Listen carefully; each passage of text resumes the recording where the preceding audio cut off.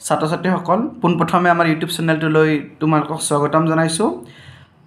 আজিৰ ক্লাছত আমি আলোচনা কৰিম তৃতীয় শ্ৰেণীৰ পৰিৱেশৰ পাঠ 11 অৰ্থাৎ শৰীৰৰ যতন নামৰ পাঠটিৰ অনুশীলনীত থকা প্ৰশ্নোত্তৰসমূহ। এয়া অনুশীলনী 1 নম্বৰ প্ৰশ্নটো আছে উত্তৰ লিখা। স্বাস্থ্য ভালে ৰাখিবলৈ তুমি অনুশীলন কৰা দুটা কামৰ নাম। খ নম্বৰ নিজৰ সুৰক্ষাৰ বাবে ল'ব লগা দুটা সাৱধানতা।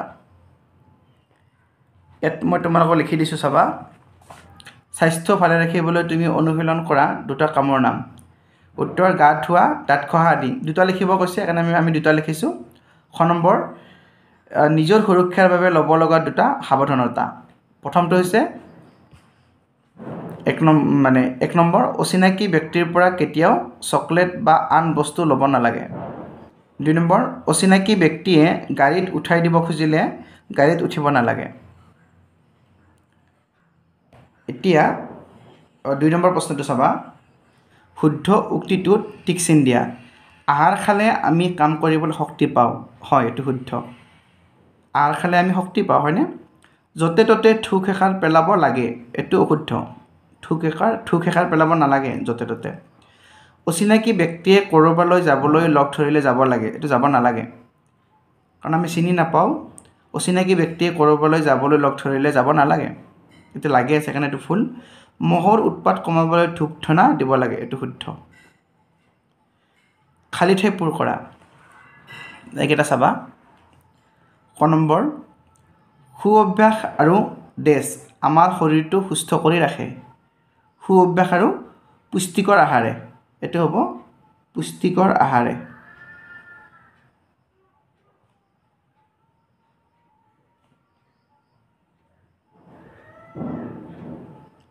সু অভ্যাস আৰু পুষ্টিকৰ আহাৰে আমাৰ শৰীৰটো সুস্থ কৰি ৰাখে। খ নম্বৰ সুৰক্ষিত অনুভৱ চিঞৰি ডাঙৰক জনাব লাগে। এইটো হ'ব সুৰক্ষিত অনুভৱ নকৰিলে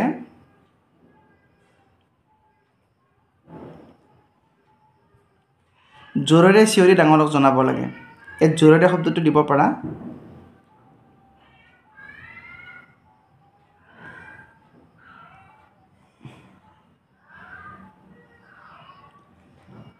সুৰক্ষিত অনুভৱ নকৰিলে জোৰেৰে চিঞৰি ডাঙৰক জনাব লাগে।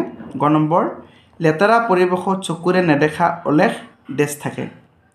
লেতেৰা পৰিৱেশত চকুৰে নেদেখা অলেখ বেমাৰৰ বীজাণু থাকে।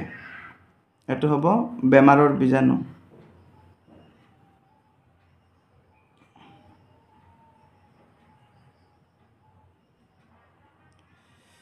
এইটো মূৰ্ধন্য ণ। খ নম্বৰ শৌচ কৰাৰ পাছত লাগে। শৌচ কৰাৰ পাছত চাবোনেৰে পৰিষ্কাৰকৈ হাত ধুব লাগে। ইয়াত জাগা নহয়, মই ইয়াতে লিখি দিছোঁ বাৰু। শৌচ কৰাৰ পাছত চাবোনেৰে পৰিষ্কাৰকৈ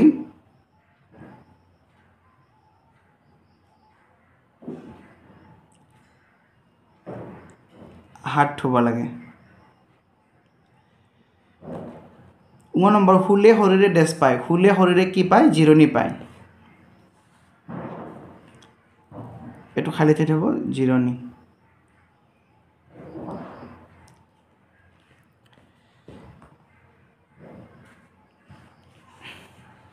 এতিয়া 4 নম্বৰ 5 নম্বৰ আছে তুমি খেলি ভাল পোৱা কেইটামান খেলৰ নাম লিখা। 5 নম্বৰ শৰীৰ সুস্থ আৰু সবল কৰি ৰাখিবলৈ কি কি খাব লাগে লিখা। মই এই দুটা উত্তৰ লিখি দিছোঁ চাবা। তুমি খেলি ভাল পোৱা কেইটামান খেলৰ নাম লিখা। উত্তৰ ফুটবল, ক্ৰিকেট, লুডু, কেৰম আদি। বা তোমালোকে বেলেগো লিখিব পাৰা। তোমালোকে যি খেল খেলি ভাল পোৱা সেই খেলৰ নাম লিখিব পাৰিবা। 5 নম্বৰ শৰীৰ সুস্থ আৰু সবল কৰি ৰাখিবলৈ কি কি খাব লাগে লিখা। ইয়াৰ উত্তৰটো হ'ব শৰীৰ সুস্থ আৰু সবল কৰি ৰাখিবলৈ হ'লে আমি পুষ্টিকৰ আহাৰ, পৰ্যাপ্ত পৰিমাণে বিশুদ্ধ পানী, সতেজ শাক পাচলি আৰু ফল মূল খাব লাগে।